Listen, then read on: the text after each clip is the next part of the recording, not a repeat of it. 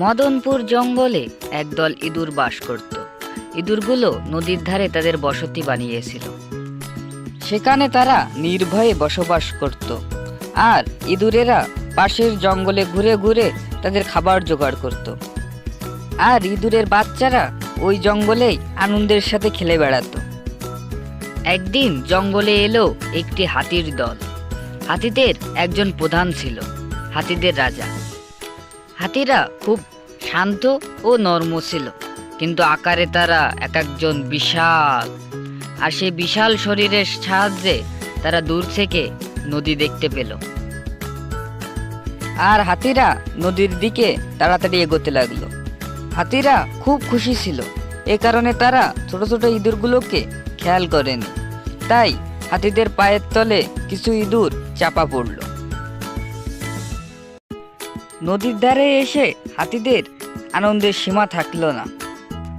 এই নদী আর এই জঙ্গল আমাদের জন্য খুব ভালো, তাই আমরা আজ থেকে এখানেই থাকবো। হাতিদের এ কথা পাশে থাকা একটি ইঁদুর শুনে ফেলল। অমনি ইঁদুরটা তাড়াতাড়ি তার দলের কাছে ছুটল।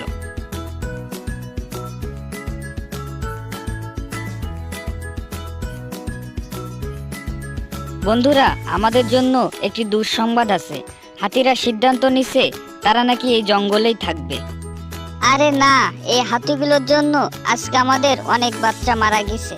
আর এই হাতিগুলো যদি এখানেই থাকে তাহলে আমরা আর কেউ বাঁচবো না। আরে না, এটা কখনোই হবে না।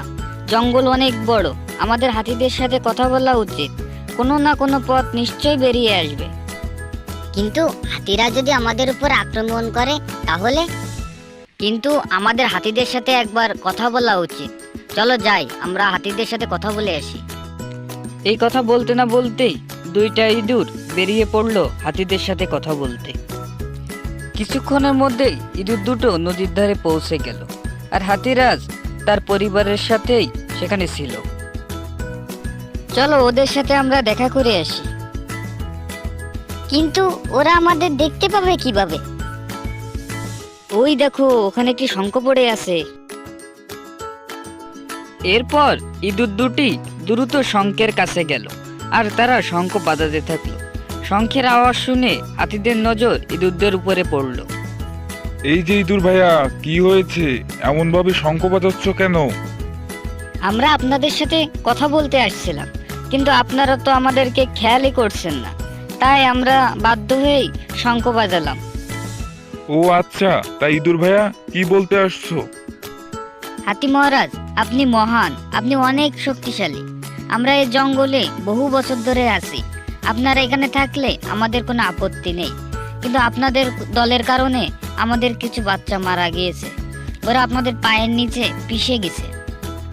আরে বাবা, আমাদেরকে ক্ষমা করো। তাই এসব কখন হলো? ওই আপনারা যখন জঙ্গলের মধ্য দিয়ে নদীর ধারে আসছিলেন না, ওই জঙ্গলের মধ্যেই তো আমাদের বাড়ি। আমাদেরকে ক্ষমা করে দাও। তোমরা যে এই জঙ্গলে থাকো তা আমরা আন্দাজি করতে পারিনি। তো এখন আমরা তোমাদের জন্য কি করতে পারি? হাতি মহারাজ, আমরা ওই জঙ্গলের নিচের দিকটাই থাকি। আপনার কাছে মিনতি, আপনার দল যেন ওইদিকে না যায়। আচ্ছা ঠিক আছে, কিন্তু তোমাদের আমাদের হাত থেকে বাঁচার জন্য একটি সংকেতের প্রয়োজন। সেটা হলো ঘুমুর। সব হাতিদের পায়ে ঘুমুর থাকবে। যখনই তোমরা ঘুমুরের আওয়াজ শুনবে তখনই তোমরা ওখান থেকে সরে যাবে। খুব ভালো উপায়, ধন্যবাদ হাতি মহারাজ। এরপর ইঁদুরটি আনন্দের সাথে সেখান থেকে চলে যায় আর যে তার সাথীদেরকে সবকিছু খুলে বলে। ইঁদুরটির কথা শুনে সবাই অনেক খুশি হলো।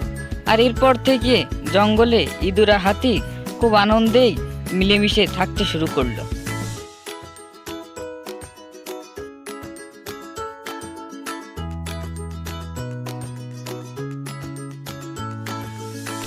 এর কিছুদিন পর ইঁদুরেরা গর্তে ছিল। তারা হাতিদের ঘুমুরের আওয়াজ শুনতে পেল। আজ এত ঘুমুর কেন বাজছে রে? সেটা তো জানি না আমি, কিন্তু আমাদের যে দেখা উচিত কি হয়েছে। এরপর সব ইঁদুরগুলো নদীর ধারের দিকে রওনা দিল। নদীর ধারে গিয়ে তারা দেখলো সব হাতিগুলো শিকল দিয়ে বাঁধা, আর তারা সংকেত দেওয়ার জন্য ঘুমুর বাজাচ্ছে। আর সেখানে দুজন শিকারী ছিল। তাদের হাতে বন্দুকও ছিল। শিকারীদের দেখা মাত্রই ইঁদুরগুলো তাদের উপর আক্রমণ শুরু করলো। এরপর শিকারীরা দ্রুতই সেখান থেকে পালিয়ে গেল, আর ইঁদুরেরা হাতিদের শিকলগুলো কেটে হাতিদেরকে মুক্ত করলো। ধন্যবাদ ইঁদুর ভাইয়েরা, তোমরা আজকে আমাদের প্রাণ বাঁচিয়েছো। আমরা সারা জীবন তোমাদের কাছে ঋণী থাকবো।